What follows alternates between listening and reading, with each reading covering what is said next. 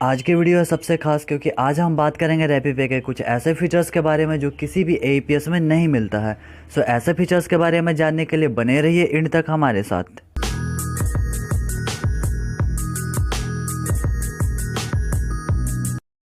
सबसे पहले आज हम बात करेंगे रैपीपे के सिक्योरिटी सिस्टम की। अगर आप रैपीपे यूज़र हैं या फिर अगर आप अदर एईपीएस भी यूज़ करते हैं तो आपके लिए सिक्योरिटी सिस्टम जानना बहुत ही ज़्यादा इंपॉर्टेंट हो जाता है, क्योंकि इसमें वॉलेट होता है और वॉलेट में हमारा पैसा होता है। 1 2 10 20 50 1 लाख कितना भी हो सकता है या प्लस भी हो सकता है। सो ज़रूरी है सिक्योरिटी सिस्टम जानना अदर एईपीएस के लिए भी, या फिर अगर आप रैपीपे यूज़र हैं तो भी ये जानना इसमें हमारे लिए बहुत ज़्यादा ज़रूरी हो जाता है कि कोई भी एक्सेस कर सकता है इसे या फिर नहीं कर सकता है। तो पहले बात करेंगे अदर एईपीएस की। अगर आप अदर एईपीएस यूज करते हैं किसी भी कंपनी का, तो वहाँ पे क्या होता है कि अगर आपका पासवर्ड किसी भी पर्सन को पता चल जाता है और वो अपने में फ़ोन में लॉगिन कर लेता है, तो आसानी से आपके वॉलेट को एक्सेस कर सकता है, मनी ट्रांसफ़र कर सकता है, कुछ भी कर सकता है।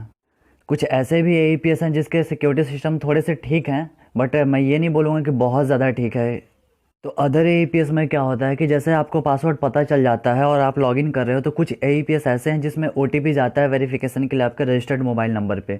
तो वहाँ पे जब आपका ओटीपी आया, आपने किसी भी तरह से आपको पता चल जाता है, आप ओटीपी वहाँ पे इंटर कर लेते हो। इंटर करने के बाद में आपने पासवर्ड डाला और लॉगिन कर लिया, फिर उसके बाद आप एक्सेस कर सकते हो।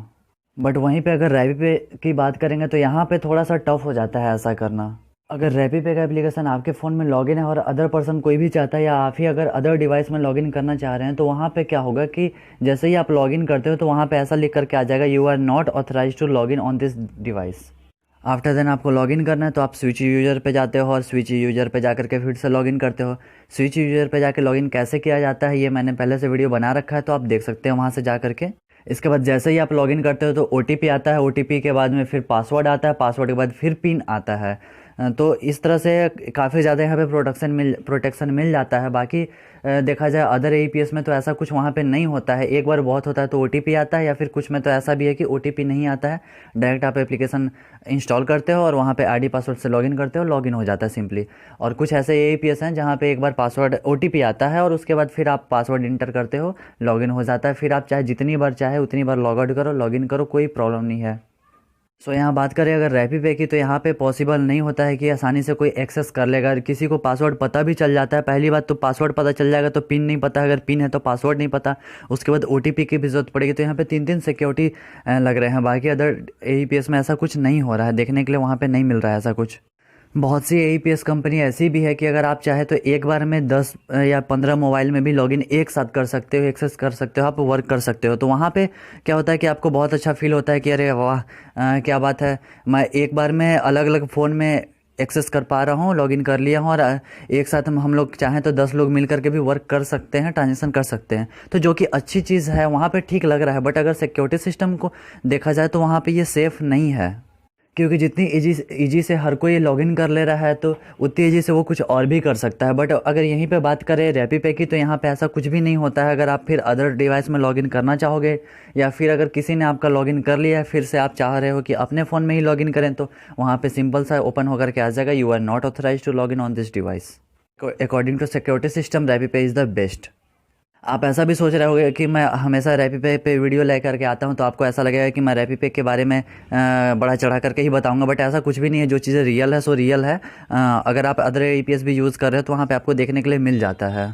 सो यहाँ पे अगर आप मुझसे जानना चाहते हो कि कौन सा एईपीएस बेस्ट है, तो मैं ये आपको फोर्सली तो नहीं बोलूँगा कि आप रैपीपे ही यूज़ करो, बट इतना ज़रूर बोलूँगा कि फीचर्स तो देखो बहुत सारे अलग अलग एईपीएस में किसी में ज़्यादा है, किसी में कम है, कुछ ना कुछ थोड़े बहुत डिफ़र तो करते हैं। बट सबसे मेन चीज़ ये होती है कि सिक्योरिटी सिस्टम, क्योंकि वॉलेट में यार पैसा होता है।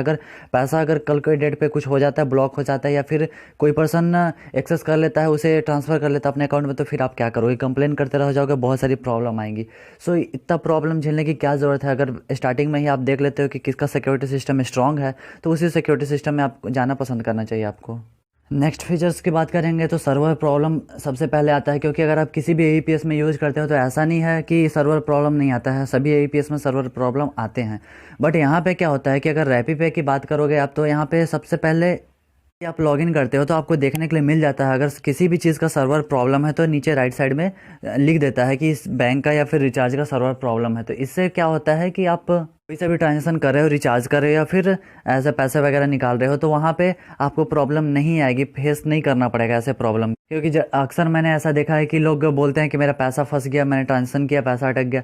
तो यार ऐसा तभी होता है ना जब आपको ये नहीं पता हो कि सर्वर प्रॉब्लम है, और सर्वर प्रॉब्लम में आप ट्रांजेक्शन करोगे तो पैसा फंसना ही है, वो कन्फर्म है।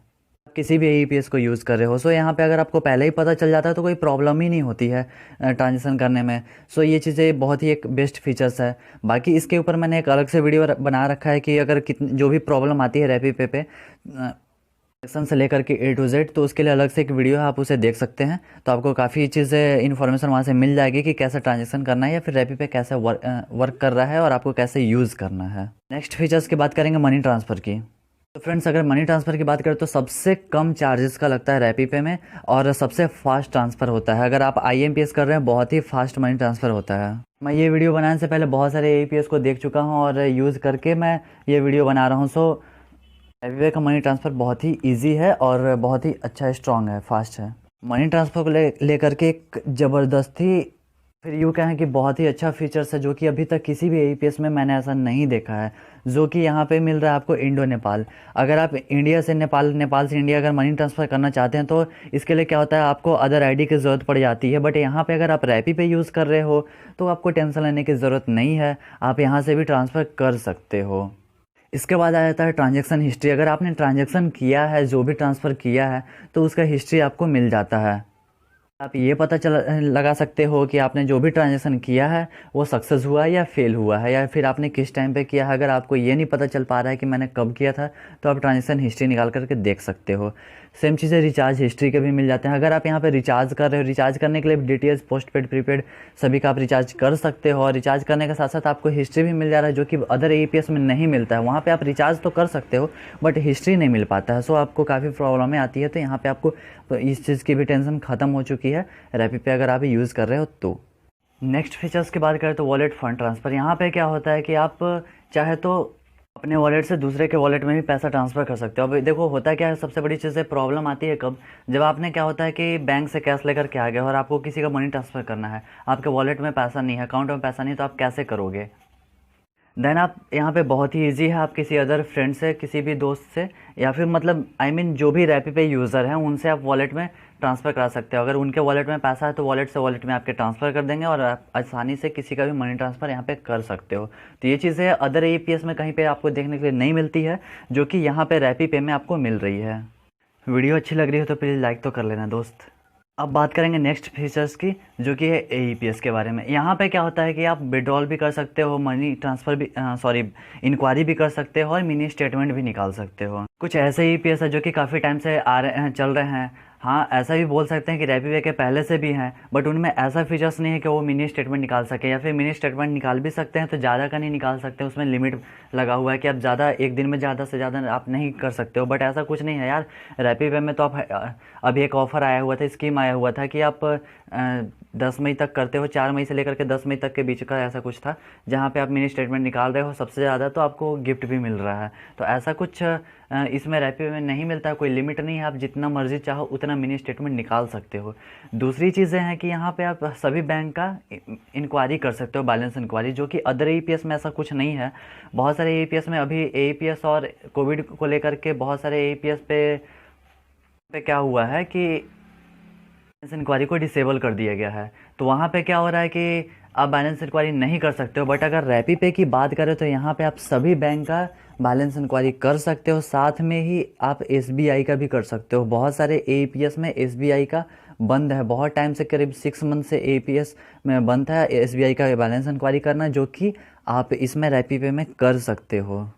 नेक्स्ट फीचर्स है विड्रॉल की। तो यहाँ पे क्या कर रहे हो कि आप अगर किसी का भी कैश विड्रॉल कर रहे हो तो आसानी से आप यहाँ पे कर सकते हो। दूसरी चीज़ है कि यहाँ पे एक और चीज़ें फीचर्स मिल जाती है कि अगर आप अदर एईपीएस में अगर आपको बैलेंस इंक्वायरी करना है, देन वहाँ पे आपको पूरा डिटेल्स फिलअप करना पड़ता है, और उसके बाद में फिर अगर आपको कैश निकालना है तो फिर से आपको फिलअप करना पड़ता है आधार नंबर, नेम, कॉन्टैक्ट नंबर और जितना अमाउंट चाहिए उतना। बट अगर रैपी पे में देखते हो आप, तो अगर आप चाहे मिनी स्टेटमेंट निकालो या बैलेंस इंक्वायरी, अगर आपने दोनों में से अगर कोई सा भी चीज़ें किया हुआ है पहले से, देन आपको उसी टाइम कैश विड्रॉल करना है। आपने बैंक नहीं किया हुआ है तो वहीं से फिर आप इंटर अमाउंट करके आप कैश निकाल सकते हो। तो आपको दोबारा आधार और नेम, मोबाइल नंबर डालने की कोई भी ज़रूरत नहीं है, तो जो कि बेस्ट फीचर्स है रैपी पे की।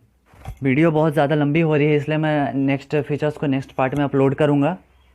तो फ्रेंड्स, अगर आपको वीडियो अच्छी लगी तो please like, comment, share and subscribe करना ना भूलें। बेल आइकन को भी प्रेस कर लेना यार, ताकि लेटेस्ट अपडेट आप तक बहुत जल्द से जल्द पहुंच सके।